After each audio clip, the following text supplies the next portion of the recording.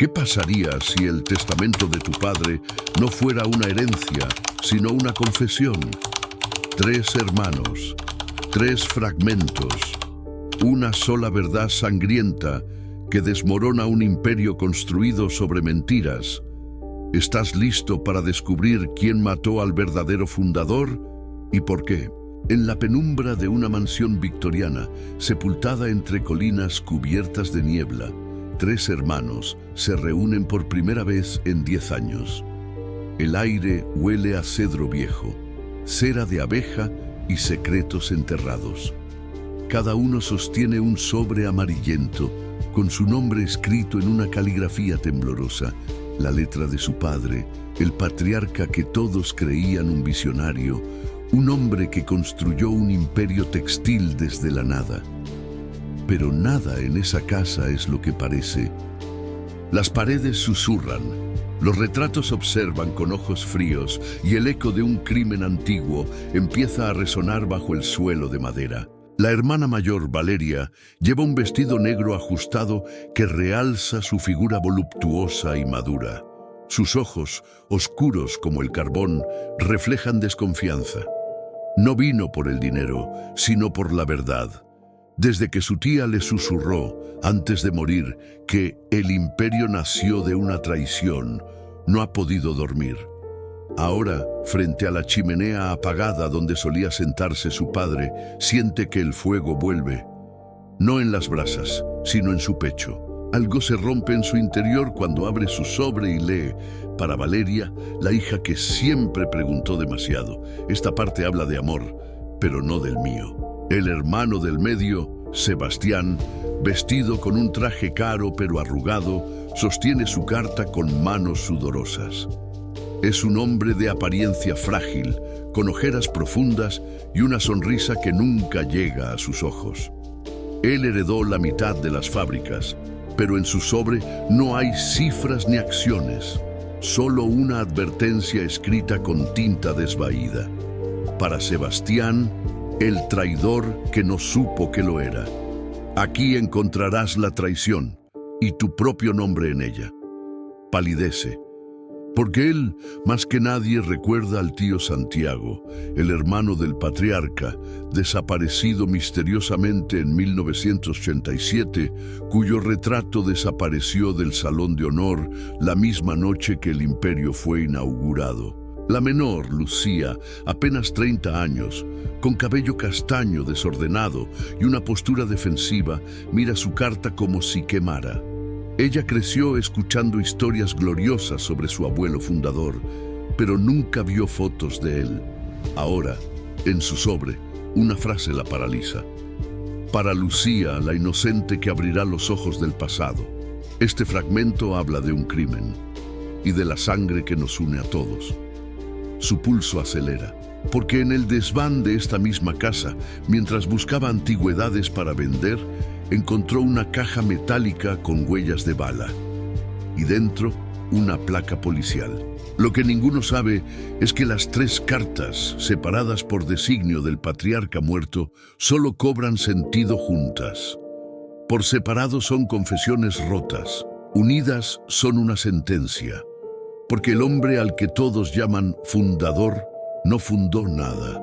Asesinó a su propio hermano, Santiago, el verdadero genio detrás del imperio, y robó su identidad, su patente, su vida. Y ahora, desde la tumba, quiere que sus hijos descubran la verdad, no por redención, sino por castigo. ¿Crees que los hermanos lograrán unir las piezas antes de que el pasado los destruya? Valeria no puede dormir. Las palabras de su carta la acosan como moscas en un cadáver.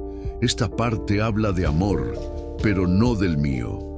Sentada en el balcón trasero de la mansión, envuelta en una manta gruesa a pesar del calor húmedo de la noche, repasa cada recuerdo de su infancia. Algo siempre estuvo mal.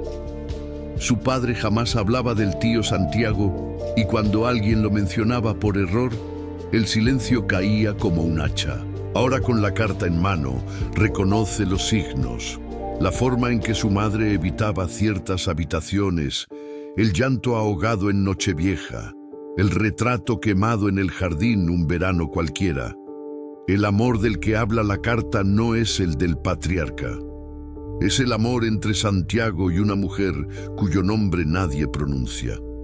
Elena, la verdadera madre de Valeria. Sí, Valeria no es hija del patriarca, es hija del asesinado. Ese es el secreto que su madre guardó hasta la tumba. Y ahora el testamento lo revela con cruel elegancia. Tú eres su sangre, no la mía, por eso mereces saberlo todo. Abajo en la biblioteca, Sebastián enciende una lámpara de escritorio que ilumina los estantes llenos de libros falsos. Muchos son cajas ocultas. Con manos temblorosas, compara su carta con viejos documentos que robó de la oficina de su padre años atrás. La traición de la que habla no es solo el asesinato, es que Santiago confió ciegamente en su hermano, le dio poderes legales, le firmó cheques en blanco, le permitió representarlo ante los bancos. Y mientras Santiago trabajaba en la fórmula revolucionaria para teñir telas con colores indelebles, el corazón del imperio, su hermano fue construyendo en las sombras una red de cómplices, falsificando firmas, preparando su desaparición. La carta de Sebastián incluye un nombre. Raúl Mendoza, tu padrino, fue quien condujo el coche aquella noche. Y Sebastián recuerda. Raúl le regaló su primer reloj, el mismo reloj que desapareció el día que Santiago murió. Lucía, por su parte, sube al desván con una linterna y la caja metálica que halló semanas atrás. La carta del crimen coincide con lo que encontró. Una placa policial de 1986, perteneciente a un investigador que desapareció junto con Santiago. Pero hay más. Una carta manuscrita, firmada por Santiago, fechada 2 días antes de su muerte. Si algo me ocurre, no fue un accidente. Mi hermano me teme y me odia por lo que ve en mis ojos, que yo sé lo que hizo con Elena. Lucía siente un escalofrío. Elena. El nombre aparece en las 3 cartas, aunque de formas distintas. Ella empieza a sospechar que no solo se trata de un asesinato, sino de una guerra familiar por el amor, la paternidad y el legado. Y ella, la menor, la inocente, es la única que puede conectar los puntos. Las 3 cartas, leídas en conjunto, forman un rompecabezas perverso. La primera revela la verdadera identidad de Valeria. La segunda, la traición logística de Sebastián, usado sin saberlo como testigo falso en la declaración de accidente de Santiago. Y la tercera, el crimen en sí con pruebas ocultas. Pero hay un detalle inquietante. El patriarca escribió estas cartas hace más de 15 años, mucho antes de enfermarse. Planeó esto. Quiso que, tras su muerte, sus hijos se enfrentaran a la verdad, no para redimirse, sino para que cargaran con su culpa, que se odien como yo odié a mi hermano. Parece susurrar desde la tumba. Esa noche, los 3 hermanos coinciden en el salón principal, cada uno con su carta en alto. No hay llantos, no hay gritos, solo un silencio denso, cargado de reconocimiento mutuo y horror compartido. Por primera vez se miran no como rivales por la herencia, sino como víctimas del mismo monstruo. Valeria extiende la mano hacia Lucía. Sebastián baja la cabeza, avergonzado. Y en ese instante, el reloj de péndulo, el mismo que Santiago regaló a la casa el día de su inauguración, se detiene. Como si el tiempo mismo se negara a seguir en una casa construida sobre mentiras. ¿Crees que los hermanos podrán confiar uno en otro después de esta revelación? La mañana siguiente llega con una niebla espesa que envuelve la mansión como un sudario. Valeria, sin dormir, relee su carta por 10ª vez. Ahora entiende por qué su padre jamás la abrazaba, por qué siempre la miraba como si fuera un espejo roto que le devolvía una imagen que odiaba. Ella es el vivo retrato de Santiago.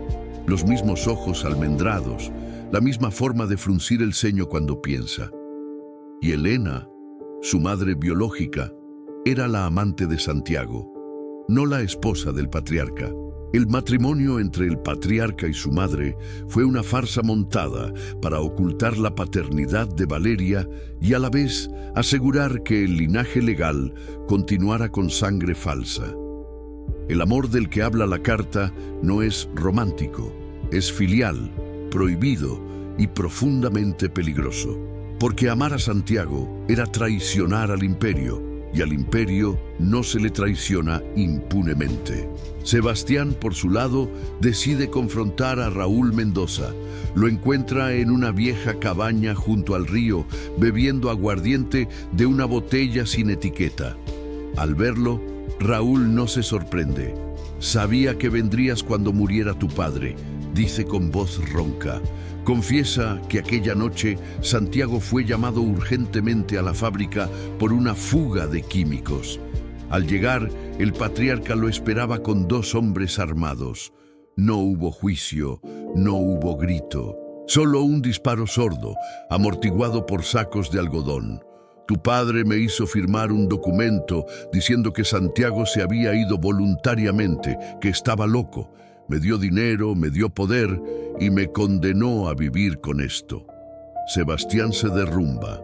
Él firmó, años después, documentos similares como heredero responsable. Sin saberlo, validó la historia del desaparecido loco y borró a su tío del mundo. Lucía, mientras tanto, investiga la placa policial encontrada en el desván. Descubre que pertenecía al inspector Arturo Vélez, un hombre que cerró decenas de casos en la ciudad, hasta que desapareció tras abrir una investigación sobre activos ilegales en la industria textil. Sus archivos personales, hallados en un sótano municipal abandonado, incluyen fotos de Santiago y el patriarca juntos. Y una nota al margen: el hermano menor tiene miedo. Está planeando algo. Lucía también encuentra una lista de nombres, testigos, empleados, abogados, todos muertos o desaparecidos en los 5 años posteriores al accidente de Santiago. El crimen no fue un acto aislado. Fue el inicio de una purga silenciosa. Esa noche, los 3 hermanos se reúnen en la cocina. Comparten lo que han descubierto y las piezas encajan con una precisión aterradora. Valeria revela su verdadera paternidad. Sebastián confiesa su papel inconsciente en la farsa legal. Lucía muestra la lista de muertos. Juntos, comprenden que el patriarca no solo mató a Santiago, sino que construyó un imperio sobre un cementerio de silencios. Y lo más escalofriante, cada uno de ellos fue moldeado para cumplir un rol en esa mentira. Valeria, la hija que debía ser controlada. Sebastián, el heredero débil que nunca cuestionaría. Lucía, la inocente que crecería adorando al fundador. Fueron marionetas desde el nacimiento. Pero hay algo más. En el reverso de la carta de Lucía, apenas visible bajo luz ultravioleta, una tinta especial que solo se activa con el calor de las manos, aparece una coordenada. No es una dirección, es el número de una caja de seguridad en un banco suizo. Y una frase: allí está la prueba definitiva, pero quien la abra nunca podrá fingir ignorancia otra vez. Los 3 se miran. Saben que, si van, quemarán el poco pasado que les queda, pero también saben que ya no pueden retroceder. La verdad ya les ha mordido el alma. Deberían abrir la caja de seguridad, aunque signifique destruir por completo la imagen de su familia. El viaje a Zúrich es tenso, silencioso, cargado de una expectativa que pesa más que el equipaje. Valeria, Sebastián y Lucía comparten un compartimento en el tren nocturno, cada uno perdido en sus propios temores. Valeria no deja de pensar en Elena. ¿La amó Santiago realmente o fue solo una pieza en su juego? Sebastián repasa mentalmente cada conversación con su padre, buscando señales que ignoró. Lucía, la más joven, se pregunta si alguna vez podrá mirarse al espejo sin ver el rostro de un asesino en su propia sangre.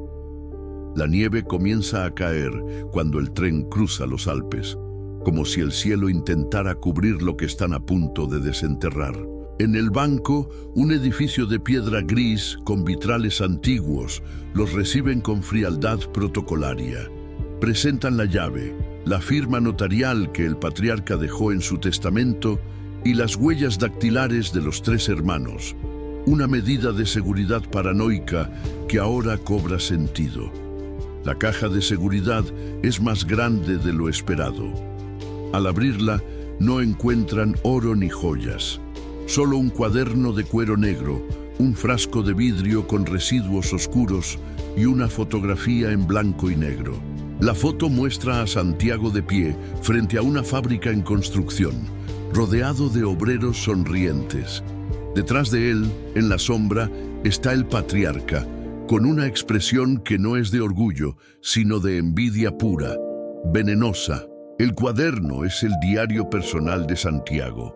Cada página es una confesión íntima, un registro técnico y una advertencia. Habla de su descubrimiento, una fórmula para teñir telas con pigmentos naturales que no se desvanecen. Un avance que habría revolucionado la industria, pero también habla de su hermano. Me sonríe a la cara, pero sus ojos están vacíos. Hoy me dijo que mi mente es brillante, pero mi corazón es débil.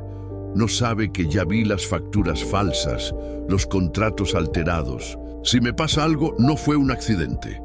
En la última entrada, fechada el 3 de octubre de 1987, escribe: Elena está embarazada. Le dije que nos iremos lejos, pero él no nos dejará ir. Lo siento en los huesos. El frasco de vidrio contiene los últimos restos de la fórmula original, pero al analizarlo con un kit químico básico que Lucía trae siempre en su bolso, herencia de su breve paso por la Universidad de Química, descubren algo escalofriante. Está contaminado con cianuro. No era un accidente lo que planeaba el patriarca. Era un envenenamiento lento, disfrazado de enfermedad. Pero Santiago lo descubrió a tiempo, por eso lo mataron de forma directa. El frasco no era para Santiago, era para Elena, para asegurarse de que el bebé no naciera. Pero ella escapó y tuvo a Valeria. Al salir del banco, el mundo parece distinto. La nieve cae con más fuerza y los 3 caminan en silencio por las calles empedradas. Ya no son hermanos por ley, sino por dolor. Valeria se detiene frente a una tienda de antigüedades y ve un reloj igual al que tenía su tío. Por un instante, imagina a Santiago vivo, enseñándole a leer mapas, contándole historias de justicia. Sebastián se disculpa por primera vez sin palabras, solo una mirada llena de arrepentimiento. Lucía aprieta el frasco en su bolsillo. Sabe que tienen pruebas suficientes para destruir el imperio, pero también para enviar a su padre, aunque esté muerto, al infierno de la historia. Deberían hacer públicas estas pruebas, aunque eso arruine sus propias vidas y las de miles de empleados del imperio. De regreso a la mansión, los 3 hermanos enfrentan una decisión que trasciende el pasado: revelar la verdad o enterrarla para siempre. Valeria, ahora consciente de que su existencia misma es un acto de resistencia, insiste en que el mundo debe saber. Santiago merece su nombre en los libros, no en una tumba sin lápida, dice con voz firme, sus ojos brillantes no de lágrimas, sino de determinación. Ha pasado toda su vida sintiéndose una intrusa en su propia familia. Ahora, por primera vez, siente que tiene un propósito: ser la voz del hombre que la engendró en el amor y fue borrado en la traición. Sebastián, en cambio, vacila. No por miedo al escándalo, sino por culpa. Ha vivido como un rey sobre un trono de mentiras, firmando papeles que legitimaban la falsa historia del fundador visionario. Piensa en los miles de empleados que dependen de las fábricas, en las escuelas, hospitales y pueblos enteros sostenidos por el imperio. Si lo destruyen, ¿quién pagará el precio? No somos héroes, murmura. Somos sobrevivientes y a veces sobrevivir significa callar. Pero en el fondo sabe que su silencio anterior fue cómplice. Esta vez no quiere repetir el error. Lucía, la más joven, sorprende a ambos. Ella ha estado estudiando los documentos legales encontrados en la caja. Descubre que Santiago registró la patente original bajo un seudónimo, Elena Martínez, su madre biológica. La patente nunca fue transferida legalmente. Fue robada mediante un trámite fraudulento firmado por el patriarca con una autorización falsificada. Eso significa que técnicamente el imperio entero, valores, fábricas, marcas, pertenece legalmente a la línea de Santiago y por tanto a Valeria. Lucía propone un plan: no destruir el imperio, sino reclamarlo. Devolverle su nombre verdadero, su historia, su alma. No se trata de venganza, dice, sino de justicia con raíces. Durante días, los tres trabajan en secreto. Contactan a un abogado internacional especializado en derechos de propiedad intelectual y crímenes corporativos. Recopilan cada prueba: el diario, la patente, las cartas, las fotos, los testimonios. Incluso localizan a un antiguo obrero que vio el cuerpo de Santiago siendo sacado de la fábrica en un camión de algodón. Todo apunta a un crimen premeditado, ejecutado con frialdad y cubierto con la maquinaria legal del propio imperio. Pero hay un obstáculo. El testamento del patriarca incluye una cláusula de silencio perpetuo. Si alguno de los herederos revela públicamente los secretos de la familia, pierde todos sus derechos y debe pagar una multa que los arruinaría. Sin embargo, Valeria sonríe al leer esa cláusula. Él pensó que estábamos solos, pero ya no lo estamos. Reúnen a los antiguos empleados leales a Santiago, a los periodistas investigativos que han seguido el rastro de desapariciones en la industria y a los descendientes de los testigos asesinados. Crean una alianza no de venganza, sino de memoria, porque el verdadero crimen no fue solo el asesinato, fue el intento de borrar a un hombre de la historia, y eso, deciden, no lo permitirán. ¿Sí o no? ¿Crees que la verdad puede restaurar lo que el silencio destruyó? La conferencia de prensa se convoca en el jardín trasero de la mansión, el mismo lugar donde años atrás se celebraron galas y anuncios corporativos triunfales. Hoy, el césped está mojado por la lluvia matutina y el aire huele a tierra removida, como si la tierra misma estuviera preparada para recibir los huesos de la verdad. Frente a una multitud de periodistas, cámaras y rostros expectantes, los tres hermanos se colocan juntos, sin separación, sin jerarquía. Valeria sostiene el diario de Santiago. Sebastián lleva la patente original con el nombre de Elena. Lucía muestra las pruebas forenses del frasco contaminado. Han decidido hablar, no por fama, sino por fidelidad. Valeria toma la palabra primero. Su voz, antes contenida por años de dudas, ahora resuena con autoridad. Mi nombre es Valeria Santiago Martínez, dice, y el público calla al instante. No soy hija del hombre que ustedes llamaron fundador.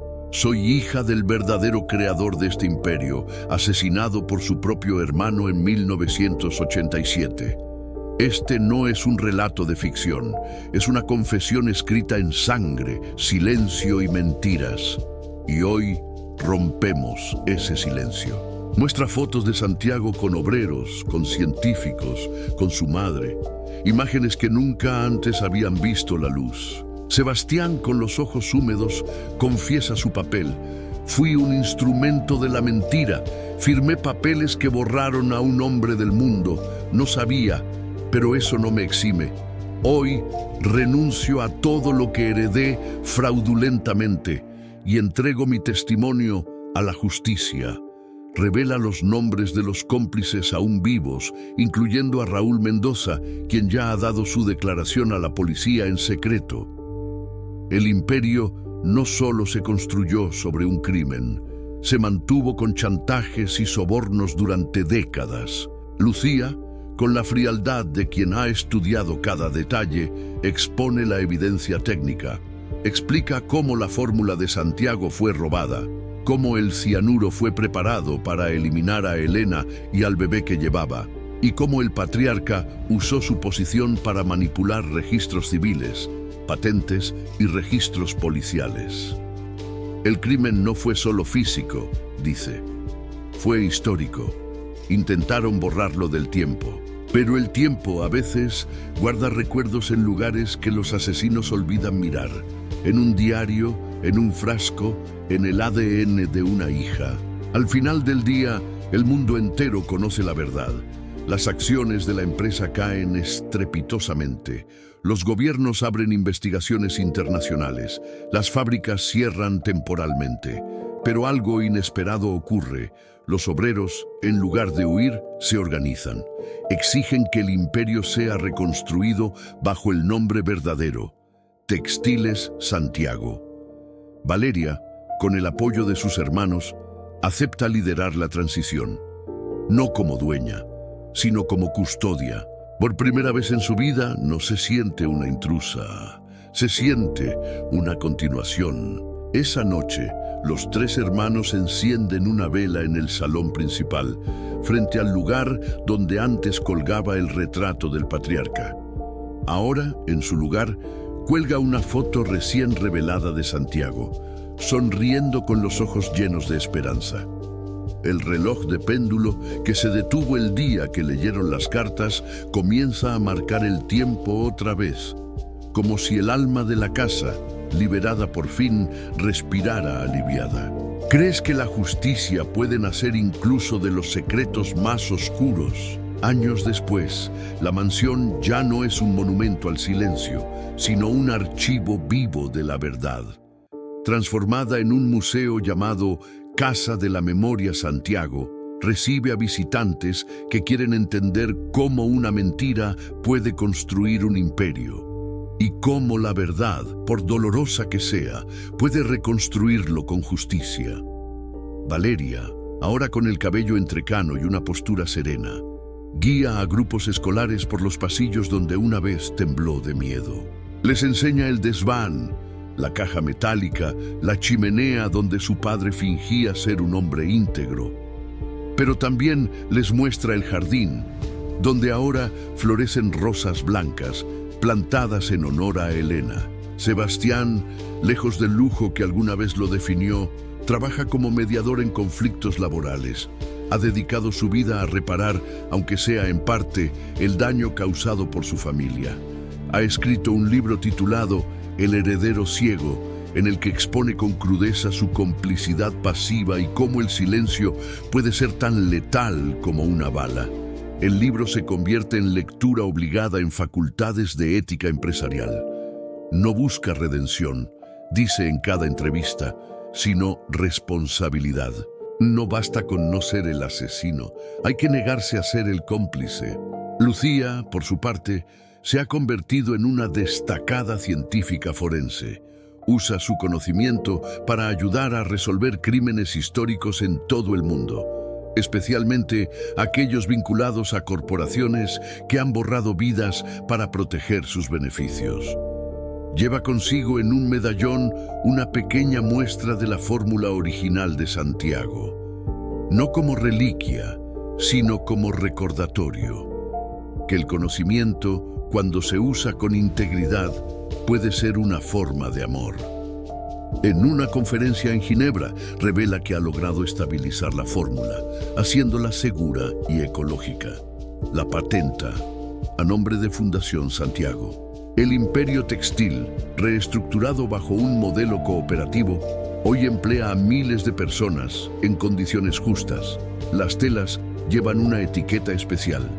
Hecho con la fórmula de Santiago, 1987, nunca olvidado. Las ganancias financian becas para hijos de trabajadores, escuelas técnicas y centros de memoria histórica.